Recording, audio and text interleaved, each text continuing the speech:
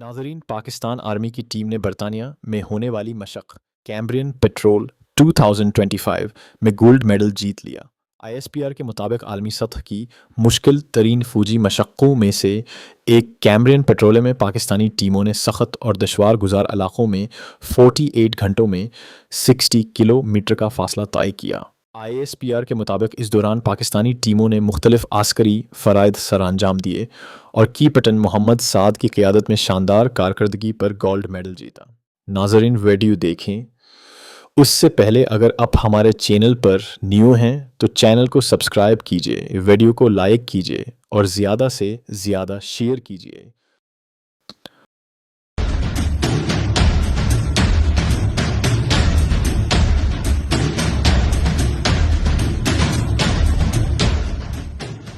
Cameron Patrol 2025, call sign Golf 12 Bravo, 21 Punjab Regiment from Pakistan are awarded our gold medals.